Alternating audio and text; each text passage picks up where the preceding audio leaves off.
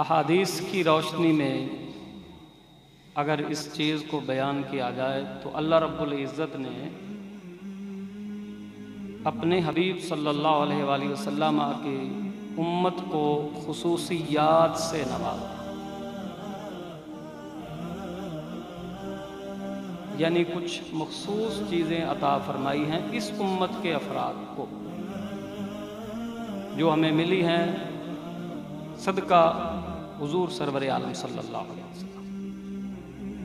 اور خصوصیت کا مطلب یہ ہوتا ہے کہ جو ہمارے پاس ہے وہ کسی اور کے پاس نہ ہوگا۔ علماء خاصہ کی تعریف کرتے ہیں، فرماتے ہیں خاصہ کسے کہتے ہیں؟ کسی بھی چیز کا خاصہ، وہ خاصہ کب بنتا ہے؟ خاصۃ الشیء ما یوجد فیہ ولا یوجد فی غیرہ، کہ کوئی بھی چیز کسی چیز کا خاصہ تب بنے گی جب وہ اس میں تو پائی جائے، کسی اور جگہ پر نہ پائی جائے، تب اس شے کو اس دوسری شے کا خاصہ کہا جائے گا۔ جس طرح کہ اللہ رب العزت نے انسان کو عقل عطا فرمایا، اب دوسری مخلوقات کو دیکھ لو تو وہاں تمہیں اس کا عدم نظر آئے گا، انسان میں عقل کا وجود نظر آئے گا۔ لہذا عقل کو انسان کا خاصہ کہا جا سکتا ہے، کیونکہ یہ اس میں تو پایا جاتا ہے، کسی اور مخلوق میں نہیں پایا جاتا۔ جنوں اور ملائکہ سے ہٹ کر باقی کسی مخلوق کے اندر تم یہ چیز نہیں پاؤ گے، تو لہذا یہ انسان کا کیا ہوا؟ خاصہ۔ تو خاصۃ الشیء ما یوجد فیہ ولا یوجد فی غیرہ، کہ ایک جگہ پر اس کا وجود ہو، دوسری جگہوں پر اس کا عدم ہو، تب وہ خاصہ کہلائے۔ تو حضور علیہ الصلوۃ والسلام کی امت کو خصوصیات ملی ہیں، کوئی ایک خصوصیت نہیں ملی، کوئی ایک خاصہ نہیں ملا ہے۔ کئی چیزیں ہیں جو اس امت کو دوسری امم سے ممتاز کرتی ہے۔ تو اس حوالے سے اگر دیکھا جائے تو خاصہ کا مطلب یہ بنتا ہے جس سے امتیاز حاصل ہو، وہ شے جس سے فوقیت اور فضیلت، ممتاز ہونا، جداگانہ حیثیت کا پایا جانا، ایک انفرادی حیثیت کا حاصل ہونا، جس سے پایا جائے اسے خاصہ کہتے ہیں۔ تو اللہ رب العزت نے حضور سرور عالم صلی اللہ علیہ وآلہ وسلم کے صدقے آپ صلی اللہ علیہ وسلم کی امت کو خصوصیات، خواص عطا فرمائے ہیں، اور وہ خواص ان میں سے ہر ایک ایسا ہے خاصہ کہ جس سے اس امت کے افراد کو امتیاز اور فوقیت اور فضیلت حاصل ہوتی ہے۔ اب اگر ان سب کو شمار کیا جائے تو وہ ایک مجلس میں بیان سے باہر ہے۔ ایک خصوصیت کا ذکر کریں گے، وہ خصوصیت کہ جس کو اللہ رب العزت نے الواح تورات کے اندر بھی اتارا، نازل کیا۔ حضور علیہ السلام کی امت کی وہ خصوصیت جسے موسیٰ کلیم اللہ علیہ نبینا علیہ الصلوۃ والسلام نے تورات کے اندر ملاحظہ کیا، یعنی اس سے آپ اندازہ کر سکتے ہیں کہ جس امت کی صفت اور شان رب تعالیٰ پہلی کتابوں میں نازل فرمائے، بتاؤ اس امت کے والی کی شان کا عالم کیا ہوگا۔ تورات ہے، پیغمبر خدا کے اولوالعزم رسول حضرت موسیٰ، جن کی اپنی خصوصیت بھی ہے، کلیم اللہ علی نبینا علیہ الصلوۃ والسلام، تو وہ ایک خاص پیغمبر، خاص شان رکھنے والے پیغمبر حضور علیہ السلام کی امت کی ایک خصوصیت الواح تورات میں دیکھتے ہیں۔ وہ کیا ہے؟ وہ خصوصیت یہ انہوں نے دیکھی کہ ایک امت ہوگی کچھ افراد، ایک گروہ ہوگا، ایک نبی کی امت ہوگی، جب وہ برا کریں گے تو ان کے کھاتے میں اس برائی کے بدلے ایک برائی ہی لکھی جائے گی۔ لیکن اگر خدا کی توفیق سے وہ اعمال صالحہ اپنائیں، نیکیاں کریں، تو ہر ایک عمل صالح کے مقابل میں ان کو نیکیاں جو دی جائیں گی وہ کم از کم 10 ہوں گی۔ اور اگر بالفرض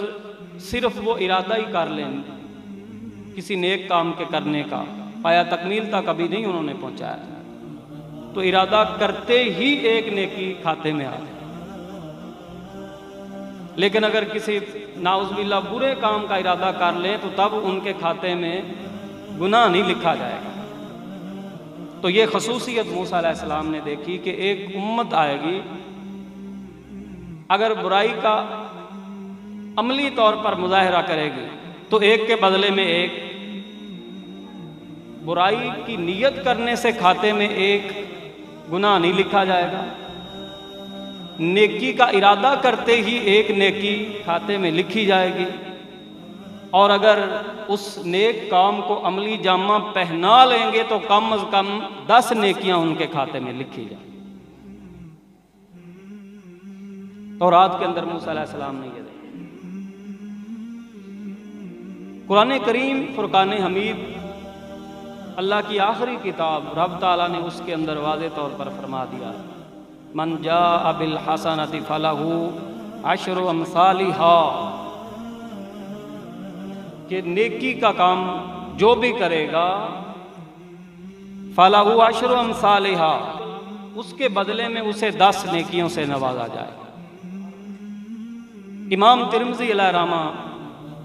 اس آیا کی تفسیر کرتے ہوئے یہ فرماتے ہیں کہ جو کچھ قرآن کی دیگر آیات اور احادیث نبویہ سے ہمیں اخذ ہوتا ہے، ملتا ہے اور ہم سمجھ پائے ہیں، وہ یہ ہے کہ رب تعالیٰ نے یہاں عدد کا تعین نہیں فرمایا کہ یہ فرما کر فلاح عشر امثالھا، یہ فرما کر ایک مخصوص عدد بیان کر دیا تو وہ تو ٹھیک ہے، لیکن تعین عدد یہاں نہیں مانا جا سکتا کہ جی ایک کے بدلے میں 11 نہیں ہو سکتی، 12 نہیں ہو سکتی،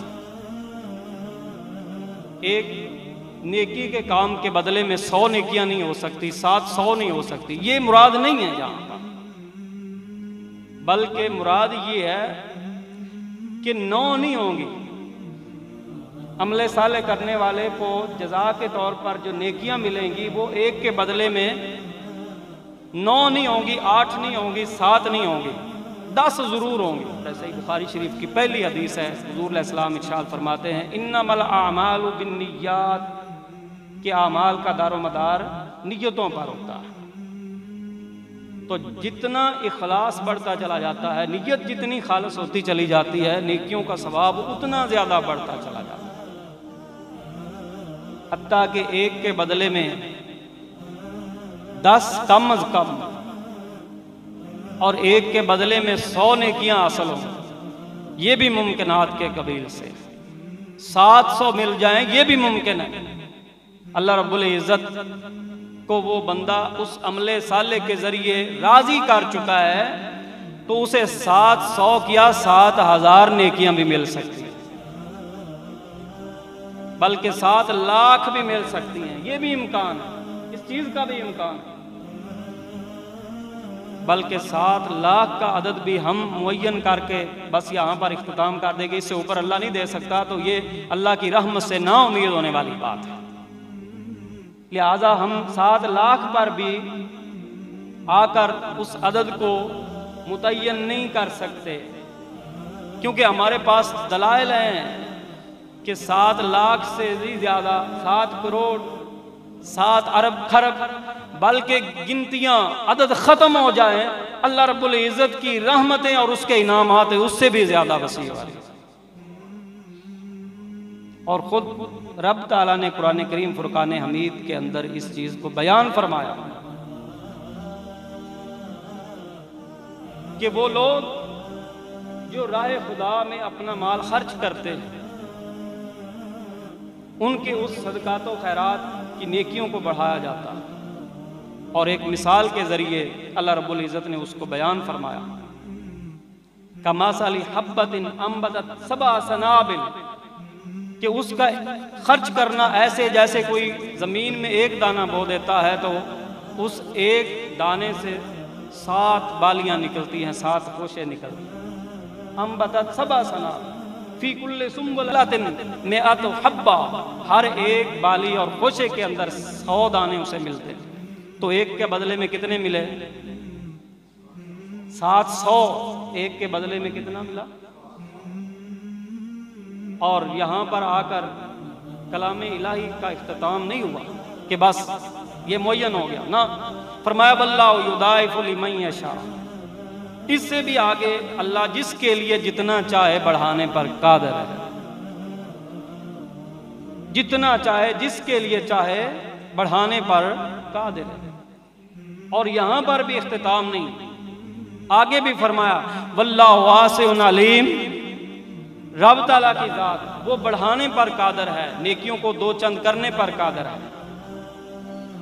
کئی گنا بڑھائے، کئی گنا بڑھائے، تمہاری سوچ کا اختتام ہو جائے اس سے بھی آگے بڑھائے۔ اس چیز کو بیان فرمانے کے لیے چونکہ ہماری سوچ اور تفکر کا دائرہ بہت کمزور اور تھوڑا ہوتا ہے، اس لیے رب تعالیٰ نے اجمالاً اس کو بہت زیادہ وسیع ارشاد فرمانے کے لیے یہ فرما دیا واللہ واسع علیم، اللہ بہت وسعت والا بھی ہے، جاننے والا بھی ہے، کس کو کتنا دینا ہے یہ بھی وہ جانتا ہے، کیسا اسے عطا کرنا ہے اس کی خبر بھی وہی رکھنے والا۔ تو خصوصیت امت ایک میں بیان کر رہا تھا وہ کہ ایک نیکی کے کام کے بدلے میں جو جزا ہے نیکیوں کے عدد کے حوالے سے کم از کم اسے 10 ملے، قرآن پاک کے اندر جس طرح کہ اللہ رب العزت نے ارشاد فرمایا۔ حضور سرور عالم صلی اللہ علیہ وسلم کی مبارک احادیث جو ہے ان کے اندر بھی اس کی بہت تشریح ملتی ہے، اور پھر اللہ کے پیارے حبیب صلی اللہ علیہ وسلم کے پیارے صحابہ بالخصوص خلفائے راشدین جنہیں ہمیں کہتے ہیں رضی اللہ عنہم اجمعین، انہوں نے تو اس چیز کا مشاہدہ ملاحظہ خود کیا، ان کے تجربات کے اندر یہ باتیں آئی، کیونکہ ان کا ایمان محکم تھا، یقین کامل تھا، عقیدہ راسخ تھا، اس لیے انہوں نے یہ چیزیں اپنی آنکھوں سے دیکھی، ملاحظہ کیا اس بات۔ حضرت بی بی فاطمہ الزہرا رضی اللہ تعالیٰ عنہا ایک دفعہ بیمار پڑ گئیں، نکاحت اور کمزوری ان کے ظاہری حوالے سے بدن پر ظاہر ہوئی، تو حضرت علی رضی اللہ تعالیٰ عنہ انہیں اس بات کا دکھ پہنچا، کیونکہ حضور علیہ السلام کی صاحبزادی تھی، حسنین کریمین کی اماں جان، تو حضرت علی رضی اللہ عنہ رفیقہ حیات، تو ان کے دل کو دکھ اور رنج پہنچا اس بات کا کہ بیمار پڑ گئی ہیں اور کمزور لاغر ہو رہی، لاچار ہو رہی۔ تو آپ نے فرمایا کہ کیا چیز پسند کریں گے آپ، میں تمہیں بازار سے لا کر دیتا ہوں۔ جو لوگ بیمار پڑ جاتے ہیں تو ان کے دل کو تسلی دینے کے لیے اس طرح کچھ پوچھا جاتا ہے۔ حضور علیہ السلام ایک صحابی رضی اللہ عنہ کی تیمارداری کے لیے گئے تو آپ نے فرمایا کوئی خواہش ہے تیری جو تجھے کھلایا جائے، کچھ کھانے کی تیرا دل کر رہا ہو، کسی چیز پر تیرا من کرتا ہو تو بتاؤ۔ اب چونکہ فقر اور فاقے کا وہ دورہ تھا اور حالات بظاہر مسلمانوں کے ناگفتہ تھے، مالی لحاظ سے بہت کمزوریاں تھیں، اور اس حد تک کمزوریاں تھیں کہ گندم کی روٹی نہیں ملتی تھی اس طرح جیسے آج وافر مقدار میں ملتی۔ اب پتہ نہیں وہ بیچارہ اس کی کیا حالت، لفظوں سے پتہ چلتا ہے کہ نہایت فقیر اور نادار بندہ تھا۔ حضور علیہ السلام نے ارشاد فرمایا کچھ پسند کریں گے آپ، کوئی آپ کو چیز کھلائی جائے، بیمار تھا نا۔ تو اس نے عرض کی آقا اگر ہو سکے تو مجھے گندم کی روٹی کھلائی جائے۔ آج جس طرح اس کی فراوانی ہے، پہلے نہ تھا اس طرح کا معاملہ، جو کی روٹی کھایا کرتے، گندم بہت کم ملتی، تو اس نے عرض کی میں گندم کی روٹی پسند کروں، لیکن چونکہ اللہ کے حبیب صلی اللہ علیہ وسلم آپ بھی فقر کو پسند کیا کرتے تھے، اور آپ کے گھر میں بھی اکثر جو کی روٹی پکا کرتی تھی، اور وہ بھی اس طرح پر کہ کئی دن تک چولہا نہیں جلتا تھا۔ حضور علیہ الصلوۃ والسلام وہاں سے کھڑے ہوئے اور یہ فرمایا میرے کسی صحابی کے پاس اگر گندم ہو تو اپنے اس بھائی کو گندم کی روٹی کھلائیں، یہ کہہ کر آپ وہاں سے چلے۔ یعنی یہ اس بات کی دلیل تھی کہ حضور علیہ الصلوۃ والسلام کے گھر مبارک میں بھی بظاہر گندم نہ تھی، اس لیے فرمایا کسی کے پاس اگر ہو تو اپنے اس بھائی کو گندم کی روٹی کھلائے، اور یہ کہہ کر آپ چلے۔ بہرحال میں یہ عرض کر رہا تھا کہ کسی بیمار کو پوچھنے جاؤ تو پھر اس کی دلجوئی کے لیے، اسے خوش کرنے کے لیے، موت و حیات تو اس کے ہاتھ میں ہے نا، مالک کل تو وہ ہے نا، عطا تو وہ کرنے والا، لیکن ہو سکے تو بیماروں سے اس طرح سوال کر لیا۔ تو حضرت علی رضی اللہ عنہ آپ نے فرمایا کہ فاطمہ آپ کیا پسند کریں؟ تو وہ فرمانے لگی کہ میرا دل کرتا ہے کہ میں انار کھاؤں۔ حضرت علی رضی اللہ عنہ وہاں سے نکلے، اور آپ بھی فقر و فاقہ کی زندگی بسر کیا کرتے تھے، بازار گئے اور 1 درم آپ نے قرض لیا اور اس 1 درم کا انار خریدا، گھر آ رہے تھے واپس انار لے کر، تو آپ نے رستے میں ایک اور بیمار کو دیکھا جو گرد و غبار کے اندر بیچارہ پڑا تھا، تو آپ نے سوچا فاطمہ تو گھر میں آرام سے لیٹی ہوئی ہیں اور میں ان کی دیکھ بھال کرنے کے لیے ہوں، اور یہ مسکین ندار فقیر بیمار بھی ہے اور گھر بار بھی اس کا نہیں اور سڑک کنارے پڑا ہوا، تو یہ زیادہ ضرورت مند ہوگا۔ آپ اس کے قریب گئے، بیمار ہے، ہاتھ لگایا، وہ تپ رہا تھا بیمار، کوئی خواہش کرو گے کسی چیز کے کھانے کی؟ تو اس نے بھی وہی بولا میرا دل یہ چاہتا ہے کہ میں انار کھاؤں۔ حضرت علی رضی اللہ عنہ جبہ مبارک سے وہی انار نکالا اور اس بیمار کو گھما دیا۔ اب وہ بیمار وہ خوش ہو گیا۔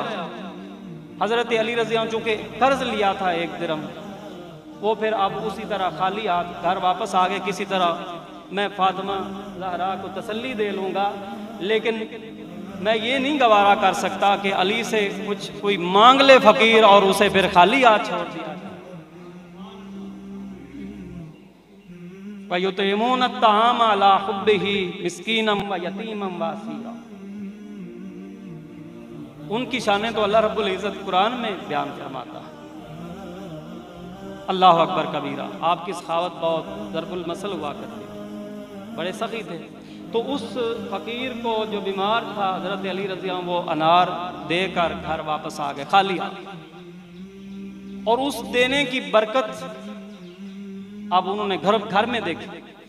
کہ وہ جو بیمار تھی بخار سے تپ رہی تھی، لرزہ طاری تھا جسم پر، کپ کپاہٹ تھی، اور انتہائی عجیب ان کی حالت ہو گئی تھی، لیکن جو ہی حضرت علی رضی اللہ عنہ گھر پہنچے ہیں کیا دیکھتے ہیں کہ فاطمہ اٹھ کر بیٹھی ہوئی، ایسے جیسے بیماری تھی نہیں، جیسے بیمار تھی نہیں۔ تو آپ حیران ہوئے دیکھ کر، تو آپ فرمانے لگی حیران نہ ہو جاؤ علی، حیران نہ ہو جاؤ، جب آپ نے وہ انار جبے سے نکال کر فقیر کو تھمایا تھا، رب تعالیٰ نے وہ میری ساری ضرورتیں اسی وقت پورے کر دیا۔ بس یہ ابھی کلام ہو رہی تھی کہ دروازہ کھٹکھٹایا گیا۔ حضرت علی رضی اللہ عنہ گھر کے دروازے کے پاس پہنچے، سلمان فارسی کھڑے تھے، ہاتھ میں ایک تھال تھا،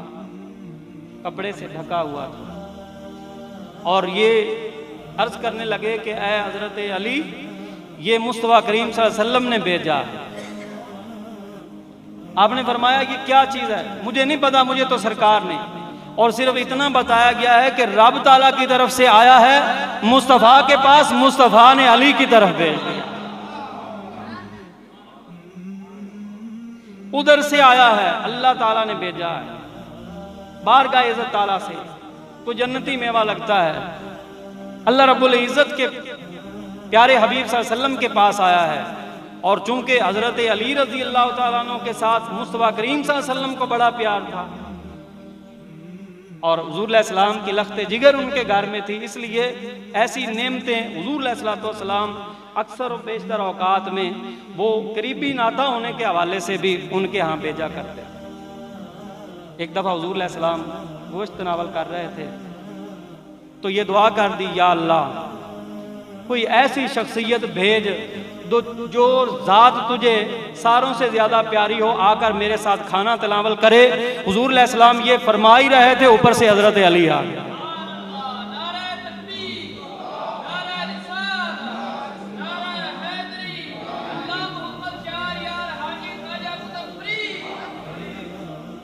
حضور علیہ السلام کی طرف سے یہ تحفہ آپ کے پاس آیا ہے، کپڑا اوپر ڈالا ہوا تھا، وہ تھال تھا۔ حضرت علی رضی اللہ تعالیٰ نے وہ تحفہ قبول کیا، اور نقاب کشائی جب اس کی نا تو 9 انار پڑے تھے۔ کتنے؟ فوراً بولے سلمان یہ تحفہ شاید کسی اور طرف تو نے لے جانا تھا، اگر میرے لیے آ رہا ہوتا تو 9 نہ ہوتے، پورے 10 ہوتے جا،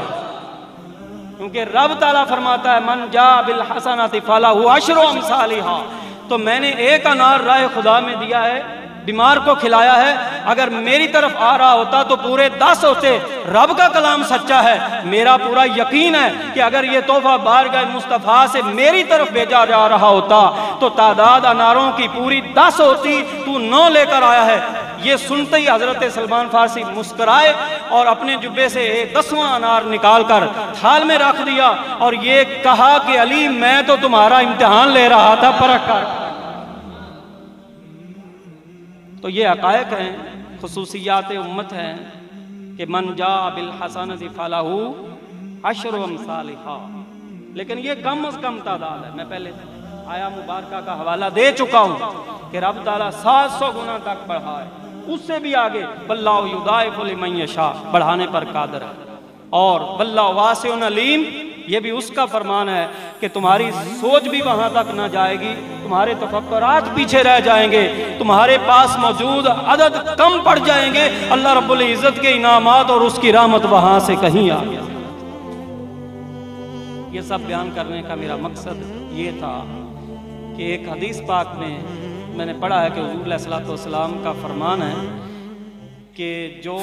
رمضان پاک کے 30 روزے مکمل کرنے کے بعد 6 مزید رکھ لیتا ہے عید کے بعد، اللہ رب العزت اسے صائم الدہر ہونے کا ثواب عطا کرتا، اور پھر اس کو کھول کر بتایا گیا کہ صائم الدہر کا مطلب ہوتا ہے ہمیشہ روزہ رکھنا، ہمیشہ روزہ۔ اب ہمیشہ تو ہم روزہ نہیں رکھ سکتے، بیچ میں عید کے ایام بھی آتے ہیں، ایام تشریق بھی ہوتے ہیں، لیکن اللہ کا کرم اور فضل چونکہ اس امت کے افراد پر ہے، روزہ نہیں رکھ رہے ہیں لیکن اس دن روزہ رکھنے کا ثواب پا جاتے ہیں۔ تو وہ کیسے ہے؟ اب شارحین حدیث اس کی شرح کرتے ہوئے کہتے ہیں کہ 300 کو 10 کے ساتھ ضرب دو، کیونکہ من جاء بالحسنۃ فلہ عشر امثالھا، 30 کو 10 کے ساتھ ضرب دی جائے اور یہ عدد بنتا ہے 300۔ پھر بعد میں 6 روزوں کے بارے میں حضور علیہ السلام کے ارشاد سے ان کی فضیلت واضح ہے، تو 6 کو پھر 10 کے ساتھ ضرب دو تو 360 ہوئے، اور سال کے اندر دن 360 ہوتے ہیں، تو 30 اور 6 36 روزے ایک سال میں رکھنے والے کو 360 روزوں کا ثواب ملتا ہے۔ تو ہر سال 360 روزوں کا ثواب پانے والا صائم الدہر ہونے کا ثواب پا جاتا ہے۔ یہ خصوصیت امت۔ حضرت ابن المبارک خانہ کعبہ شریف کا طواف کر رہے تھے کہ ایک آدمی آیا، اس نے بھی بیت اللہ شریف کا طواف کیا، اور طواف کرنے کے بعد ابن المبارک کی خدمت میں سلام پیش کیا۔ امام ہوئے ہیں جلیل القدر محدثین میں سے، تو آپ فرماتے ہیں کہ اس نے مجھے سلام کہا مطاف کے اندر، میں نے سلام کا جواب دیا۔ اگلے دن پھر اسی طرح ہوا، اور بلا ناگاہ وہ بیت اللہ شریف کا طواف کر کے آ کے مجھے سلام کہتا ہے، تو کوئی خاص محبت ہی اس کے دل میں ہو۔ تو میری بھی دل کی تمنا یہ ہونے لگی کہ وہ میرے ساتھ ملا کر، تو چند دن ہماری اس طرح کی ملاقات ہوتی رہی۔ ایک دن وہ یہ کہنے لگا کہ ابن المبارک میری ایک وصیت ہے، آپ میرے دوست بن چکے ہیں، तो एक मेरा काम कीजिएगा। आपने फरमाया क्या? तो कहने लगा जब मैं फौत हो जाऊँ ना, मेरा फलां जगह पर घर है, आपने मुझे गुस्ल देना है, आप ही ने मुझे कफन देना है, आप ही ने मेरा जनाजा पढ़ाना है, और जनाजा पढ़ाने के बाद कब्र में उतार कर आप मेरी कब्र के पास ठहरे रहना और तलकीन करते रहना, मुझे नकीरैन के सवालात के ठीक ठीक जवाब देने की तलकीन करते रहना। आपने कहा ठीक है, मैं वादा करता हूँ ऐसा करूँगा। अब वो बंदा फौत हो गया, आपने उसे नहलाया, कफनाया, उसे जनाजा पढ़ा, कब्र में उतारा और वहाँ ठहर गए। बस ठहरते ही है कि अल्लाह रब्बुल इज़्ज़त की तरफ से ये करम हुआ कि उन्हें ज़ियारत नसीब हुई और उस एक जन्नती आदमी की ज़ियारत उसे मिल रही है, और वो फरमा रहे थे कि अब तू चला जा, तेरी तलकीन की ज़रूरत बाकी नहीं रही। और हैरान रह गए खुद ही, तो उसने मुझे, तो आपने सवाल किया कि इसकी क्या वजह है, तो वो बताने लगे कि रमज़ान पाक के बाद 6 रोज़े जो मैं रखता था उसके सदके मेरी सारी मुश्किलात हल हो चुकी है। तो बहरहाल फ़ज़ाइल की बातें हैं। अल्लाह रब्बुल इज़्ज़त हमें नेकियों की तौफीक मरहमत फरमाए। इस उम्मत की खुसूसियत है कि थोड़े अमल पर भी सवाब इन्हें ज़्यादा मिलता है। अल्लाह रब्बुल इज़्ज़त हमें कसरत से अमाल सालिह की तौफीक अता फरमाए।